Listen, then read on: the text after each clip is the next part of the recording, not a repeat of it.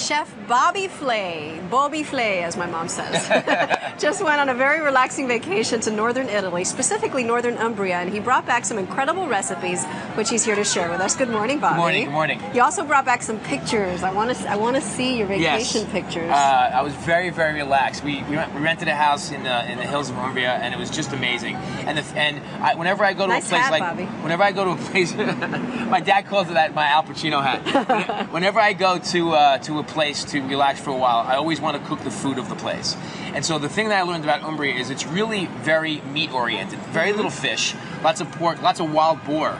And so we were eating a lot of wild boar salami and stuff like that, but also fennel, stone fruits, and fantastic things like honey. And you found that you could actually combine those things and make something great. Exactly right. So what we did first was we actually cooked some pork, and very simply, we had an herb garden in the house. So I used some rosemary and some salt and pepper and a little bit of oil. And this is a pork loin. So let's picture you. You were in what setting making this? What setting? Yeah. I was definitely in my hat. Okay. Sure. Oh, that killed it. But sorry. But I was in this very old kitchen with a stove, very simple kitchen, and then I went outside. I got some charcoal. I lit the grill, wow. let the embers burn down, and I put the pork on the grill. Okay. So I was cooking indoors and out. Rosemary, salt, and what's the liquid oil? Olive oil. Just olive oil. That's all. Okay. And we're gonna put this right on the grill. Okay, the herb side down, and we're going to leave it alone. We're going to let it get nice and crusty on the outside for about 5 minutes, and then we'll come back to it and turn it. Okay. Down here we have some ricotta cheese. We were right outside this town called Todi. I would go to Todi every morning and buy lots of local ingredients and bring it back to the house and cook. The ricotta cheese there is fantastic. It's actually a byproduct of the buffalo mozzarella that they have there. And so I love the texture of ricotta cheese, and especially this time of the year, stone fruits are fantastic. Yeah. So what I do is I take some plums, or you could use peaches or nectarines or anything along those lines, and I just put the fruit into the ricotta cheese, and then I use some local honey. I love honey. Yeah, me too. And some local honey, and just put the honey over the stone fruits and the ricotta, and then just to top it off, a little bit of cracked black pepper. And the best thing is we can get any of these ingredients here. Exactly right. I mean, that was the point of it. The thing that I realized there is that the simplest ingredients are the best. And people talk about local ingredients. There's no better example than it. I got to see. Dave intrigued me. I got to see how it tastes. I know. Well, the textures are great. Great combination.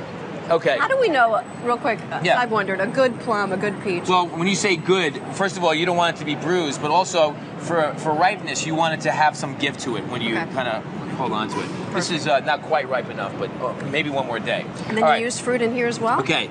I used peaches here, and I made them agridolce style, sweet and sour. So what I did was I took some honey and some red wine vinegar, sort of a contrast to each other, and put them over the peaches and just let it cook a little while until it becomes like a syrup, and then the peaches take on the agridolce flavor. Do you cook it on high heat or gradually? I cook it on high heat because I want the peaches to cook quickly so that it glazes it. Otherwise, you're going to lose the texture. And how long does it take for them to get kind of soft? This takes like literally 10 minutes, period. Okay, it's quick. Exactly right. Beautiful. And then also fennel is a very big ingredient. Oh, look how pretty that looks. Right. What I did here was I braised the fennel in a little bit of white wine, and I used some of the fronds, which are basically it looks like dill, but it's part of the fennel, and you just kind of throw it in there, and that's it. Now what I do here is I take some of the fennel, right, and then I take some of the agridolce peaches and put the peaches over the fennel, okay, and then I take some of the pork loin. Here's our pork that we cooked a little bit ahead of time,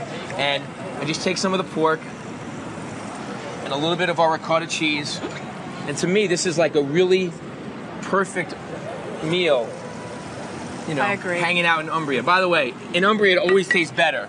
And you have to have a delicious bottle of wine to go along with it. Oh yeah, what do you suggest? You brought a Pinot Noir. I brought a Pinot. We drank white, we drank rosé, we drank red, we drank it all. You drank a lot. Exactly. I was talking to Harry about it, and he's basically done the same trip. Exact same place. I know. Yeah. And magical. Oh yeah, we were reliving our moments there for sure. So good. Thank you for reliving your recipes. Yeah, I like the pictures. Beautiful. Yeah, and the hat. You can take the guy out of New York, but you can't take New York out of the guy with that Al Pacino hat. Well, if you want to get Bobby's recipes, all you have to do is go to our website.